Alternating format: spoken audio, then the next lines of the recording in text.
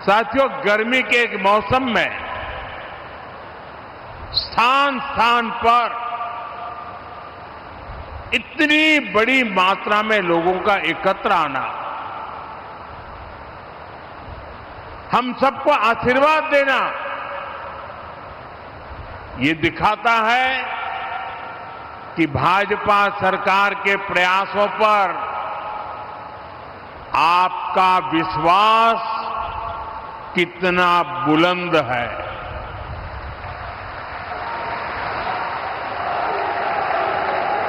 मैं इस समर्थन और स्नेह के लिए राजस्थान की माटी का ऋणी हूं। भाइयों बहनों, ये धरती अनगिनत वीरों के शौर्य की साक्षी रही है। इस रण के कण कण में, कण कण ने हमें स्वाभिमान को सर्वोपरि रखने की सीख दी है और स्वाभिमान व्यक्ति का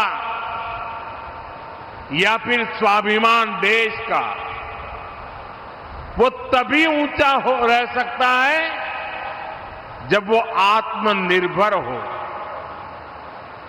दूसरों पर कम से कम निर्भर हो। आज राजस्थान की इस धरती से भारत ने विकसित होने, आत्मनिर्भर होने की दिशा में एक बहुत बड़ा कदम उठाया है। आज इस रिफाइनरी को देश को समर्पित किया गया है।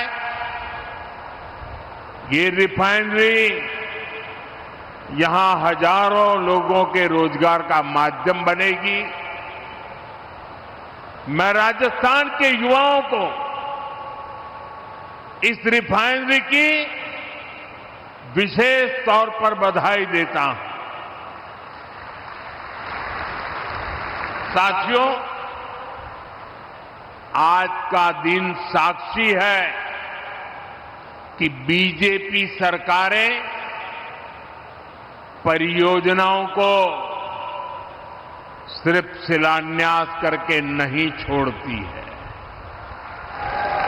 बल्कि हम उन परियोजनाओं को पूरा करने के लिए भी दिन रात एक कर देते हैं।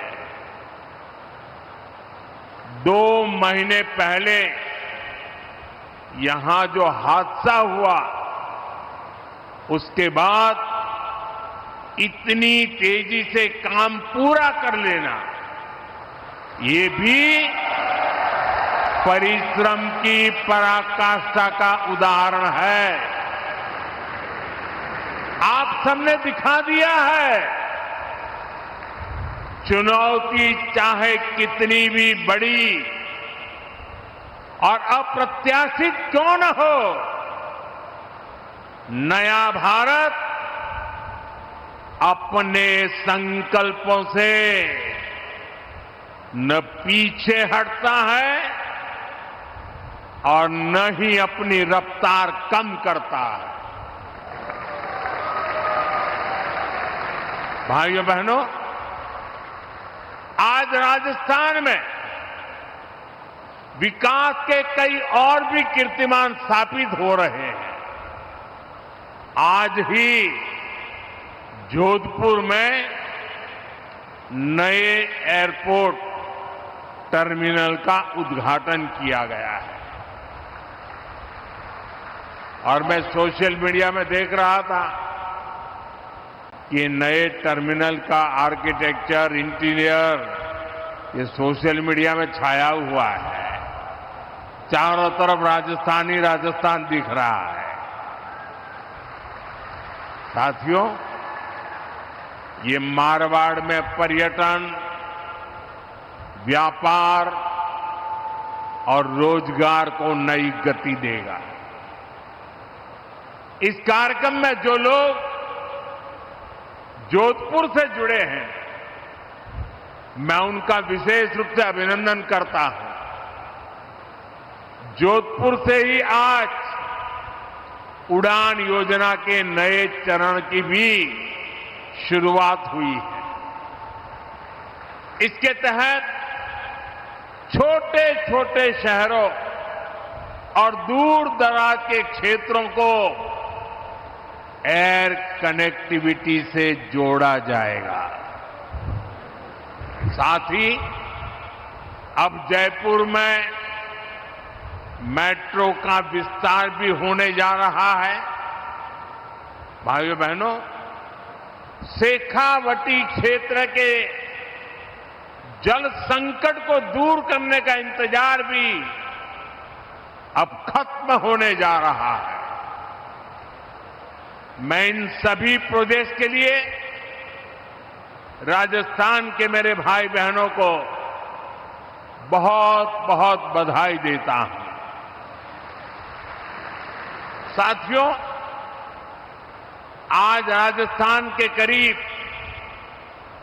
54,000 युवाओं को सरकारी नौकरी का नियुक्ति पत्र भी मिला है। मैं नियुक्ति पत्र पाने वाले सभी युवाओं के उज्जवल भविष्य की कामना करता हूं और उनका युवा मन राजस्थान के उज्जवल भविष्य को और मजबूती देगा। मैं सबको शुभकामनाएं देता हूं। साथियों, आज राजस्थान की इस धरती से मैं देश के एक और सामर्थ्य की चर्चा करूंगा। आप भी देख रहे हैं, पश्चिमी एशिया में युद्ध की वजह से पूरी दुनिया में हाहाकार मचा है। हर देश त्रस्त है। इस युद्ध ने 21वीं सदी के सबसे बड़े ऊर्जा संकट को जन्म दिया। बड़े बड़े देश आज ईंधन की किल्लत से जूझ रहे हैं। लेकिन साथियों, 21वीं सदी के सबसे बड़े ऊर्जा संकट पर 21वीं सदी के नए भारत की इच्छा शक्ति और भारत के प्रयास इस संकटों पर भारी पड़े हैं। भारत ने हर स्तर पर सही फैसले लिए, संकट का समय रहते सटीक आकलन किया,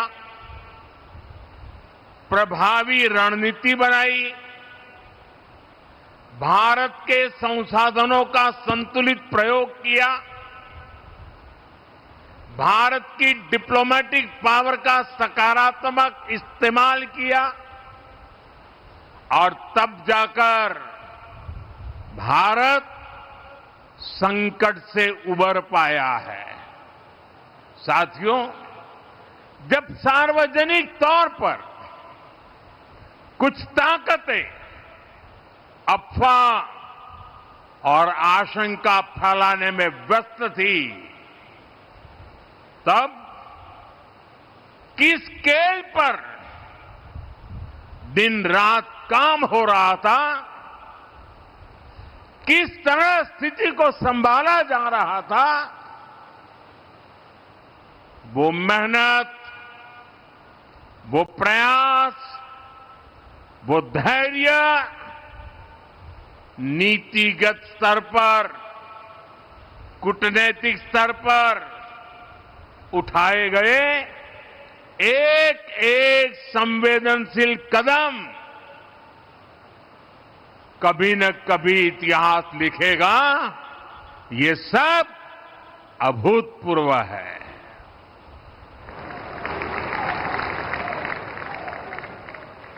मैं एक उदाहरण देता हूं। रसोई गैस यानी एलपीजी के विषय में हम सब जानते हैं हमारी जरूरतों की करीब 60% एलपीजी अन्य देशों से आयात की जाती थी और इसमें से भी 90% एलपीजी गल्फ देशों से आ रही थी, हॉर्मुज से होकर के आ रही थी और अचानक से युद्ध के हालातों ने उस सप्लाई को लगभग बंद कर दिया। आप अंदाज लगा सकते हैं हमारे देश में कितना बड़ा हाहाकार मचने जा रहा था, लेकिन राजस्थान की इस धरती ने हमें चुनौतियों को भी चैलेंज देना सिखाया है और इसलिए हमने संकट शुरू होते ही रिफाइनरीज के सामर्थ्य पर फोकस किया। औद्योगिक काम के लिए जो गैस बनती थी उसकी जगह रिफाइनरीज को रसोई गैस एलपीजी बनाने के लिए कहा गया और 7 दिनों के भीतर भीतर एलपीजी के उत्पादन में बढ़ोतरी हुई। पहले जो 35,000 मैट्रिक टन एलपीजी का उत्पादन देश में होता था, संकट के दौरान वो 54,000 मैट्रिक टन बढ़ गया। जिन रिफाइनरीज ने पहले कभी एलपीजी नहीं बनाया था उन्हें भी इसके लिए कॉन्फ़िगर किया गया।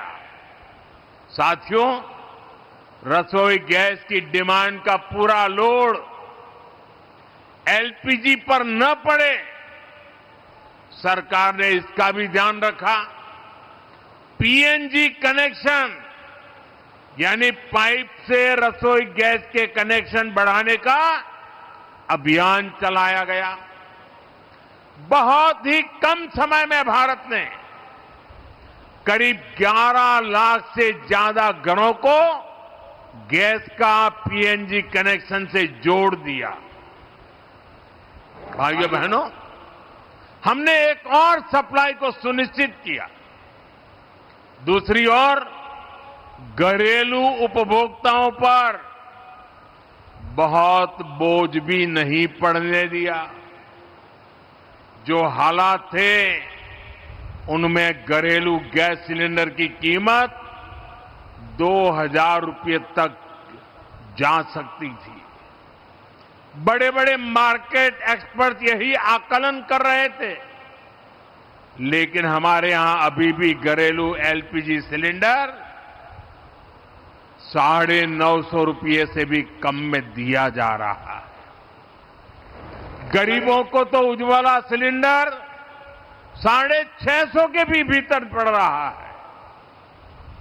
अब से 2 दिन पहले सरकार ने कमर्शियल गैस की कीमतों में भी बहुत बड़ी कटौती कर दी है।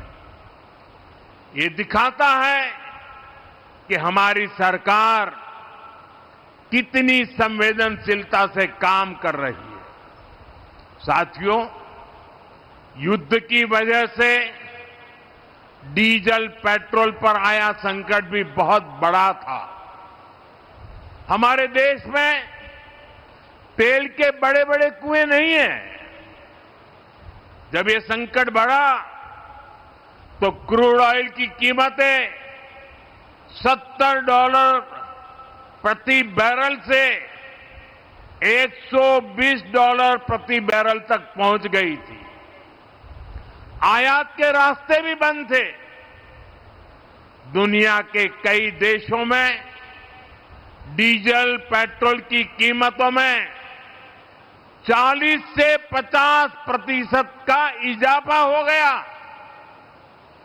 कई देशों में तो डीजल पेट्रोल कोटे के आधार पर मिलने लगा था, लेकिन भारत में एक दिन भी ऐसे हालात नहीं आए।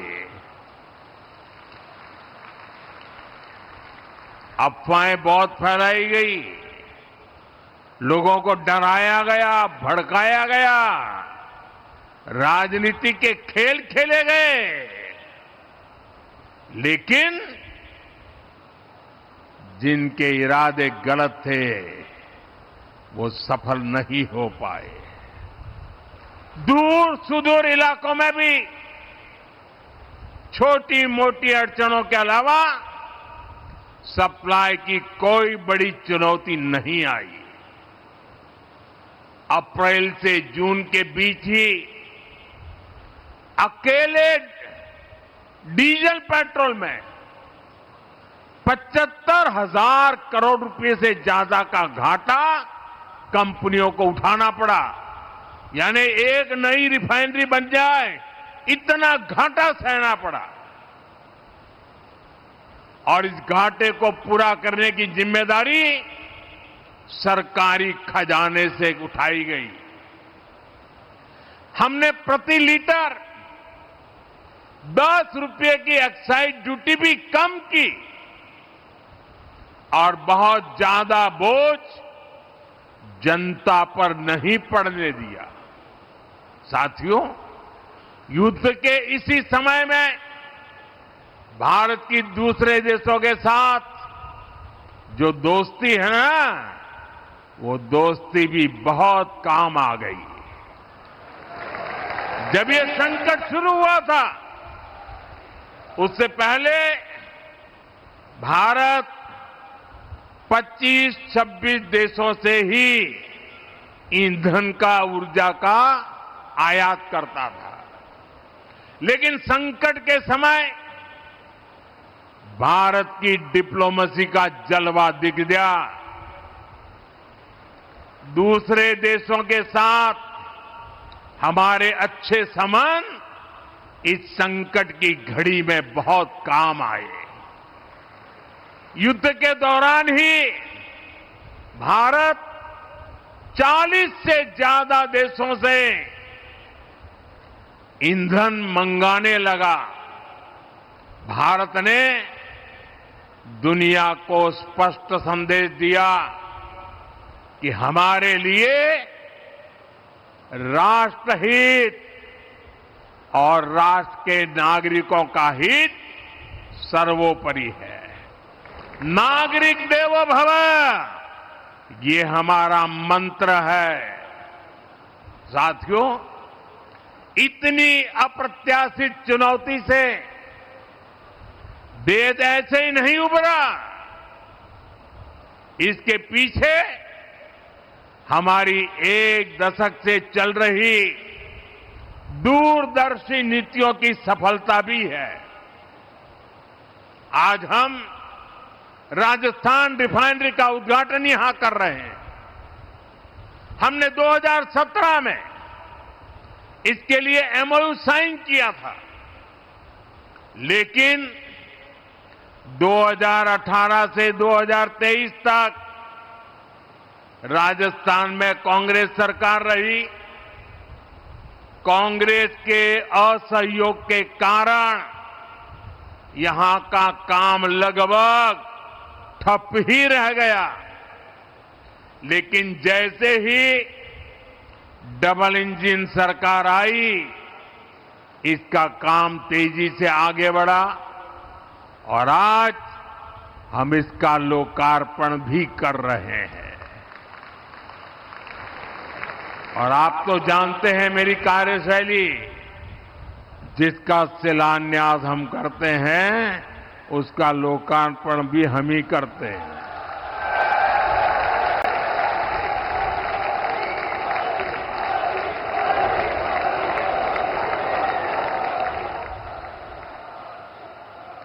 इसी तरह भारत ने अपनी रिफाइनरी क्षमता को लगातार बढ़ाया है। अमेरिका में पिछले 50 वर्षों में एक भी नई रिफाइनरी नहीं बनी है।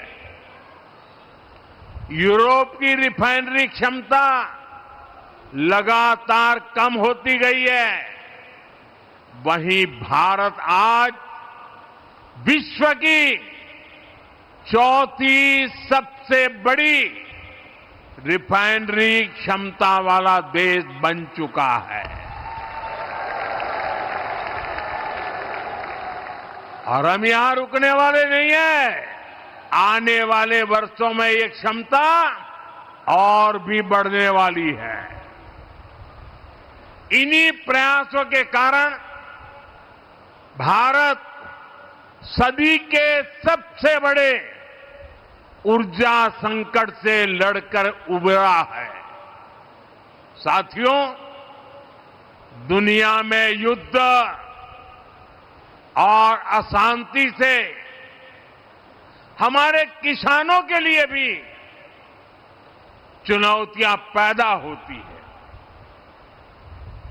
अभी वेस्ट एशिया क्राइसिस, खाड़ी के देशों का संकट और इसके पहले यूक्रेन युद्ध के कारण दुनिया में खाद का बड़ा संकट भी पैदा हुआ।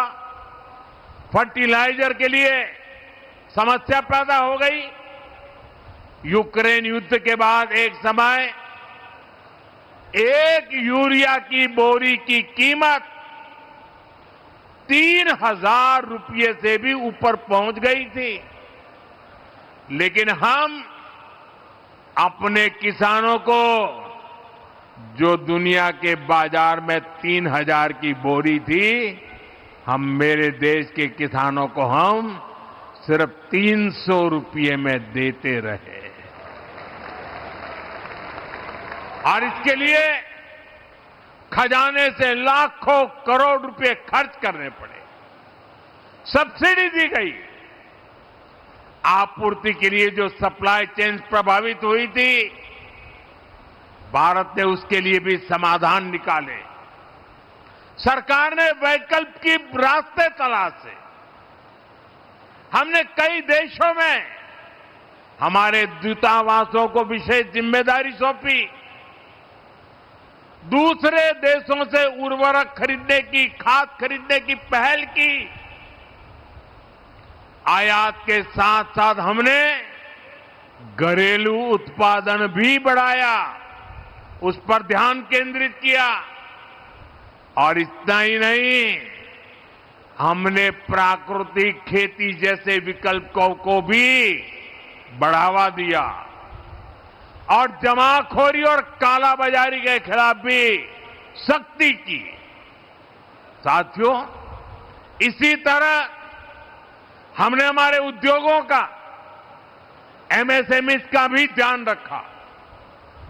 एमएसएमई को बढ़ती लागत का सामना करना पड़ रहा था, इसलिए हम emergency credit line guarantee scheme का एक नया चरण लेकर आए। इस स्कीम के तहत बैंकों ने एमएसएमई को 20% तक का अतिरिक्त लोन दिया और सरकार ने एमएसएमई के इन सभी लोन के लिए 100% गारंटी, और ये मोदी की गारंटी है, इसका बहुत लाभ लघु उद्योगों को मिला, कुटीर उद्योगों को मिला। ऐसे ही अनेक फैसलों का नतीजा है कि आज हमारे छोटे बड़े उद्योग खुद को सुरक्षित महसूस कर रहे हैं। साथियों, हमारी सरकार ने निरंतर निर्णय लिए क्योंकि हमें भारत के सामर्थ्य पर भरोसा था। हमें हमारे देशवासियों की क्षमताओं पर, उनकी सूझबूझ पर हमारा 100% भरोसा था। और आज मैं 140 करोड़ देशवासियों का आभार प्रकट करता हूं। मैं देशवासियों को नमन करते हुए धन्यवाद कहता हूं। जिस तरह वो इस मुश्किल समय में देश के साथ मजबूती से खड़े रहे, जिस तरह देशवासियों ने अफवाह, डर और भ्रम फैलाने वालों का सामना किया, देश में अस्थिरता फैलाने की साजिशों को नाकाम किया, देश उसी विश्वास के भरोसे आगे बढ़ पाया है। जो लोग भारत को असफल होते देखना चाह रहे हैं, इसके लिए भविष्यवाणी भी करने लग गए थे, वो जरूर आज निराशा की गर्त में पड़े होंगे। साथियों, आज विकास परियोजनाओं के लोकार्पण, शिलान्यास के साथ ही मुझे यहां एक पेड़ मां के नाम खेजड़ी का पौधा लगाने का सौभाग्य भी मिला है। मैं जानता हूं कि राजस्थान में खेजड़ी का कितना महत्व है। बढ़ते रेगिस्तान को रोकने में इसकी बहुत सार्थक भूमिका रही है। इसलिए ये वृक्षारोपण हमारी कार्य संस्कृति का उदाहरण भी है। हमें प्रगति की नई ऊंचाइयों को भी छूना है और हमें पर्यावरण का संरक्षण भी करना है। इसी सोच के साथ हमारी सरकार ऊर्जा के दूसरे स्रोतों पर भी काम कर रही है। खासकर राजस्थान पर सूर्य देवता की कुछ ज्यादा ही कृपा है, इसलिए यहां विश्व स्तरीय सोलर पार्क बनाने का काम चल रहा है। पीएम सूर्यघर मुफ्त बिजली योजना के तहत भी राजस्थान में 1.5 लाख से ज्यादा घरों को सोलर से जोड़ा जा चुका है। पीएम कुसुम योजना के तहत भी राजस्थान में किसानों को 65,000 से ज्यादा सोलर पंप भी दिए गए हैं। साथियों, कठिन से कठिन लगने वाले संकल्प भी सिद्ध हो जाते हैं अगर उनके पीछे की नीयत साफ हो। यही बीजेपी और कांग्रेस में एक बहुत बड़ा अंतर है। साथियों, राजस्थान में पानी से जुड़ी परेशानियों का समाधान इसका एक और बड़ा उदाहरण है। आप सब जानते हैं, कांग्रेस की सरकारों ने कभी राजस्थान के जल संकट को दूर करने के लिए कोई ठोस काम नहीं किया, लेकिन बीजेपी क्षेत्रवाद और बंटवारे की सियासत नहीं करती। बीजेपी राष्ट्र प्रथम की भावना पर चलती है। हमने जब गुजरात में पानी पहुंचाने की योजनाओं पर काम किया था और राजस्थान को पानी देने की बात आई थी, मुझे बराबर यहां हिंदुस्तान के हर कोने में एक राज्य दूसरे राज्य से पानी के लिए लंबे अरसे से लड़ाइयां चल रही है। राजस्थान के लोगों को भी लगता था कि पता नहीं गुजरात नर्मदा का पानी देगा कि नहीं देगा, लेकिन हमारा सौभाग्य था कि राजस्थान में भी बीजेपी सरकार, गुजरात में भी बीजेपी सरकार,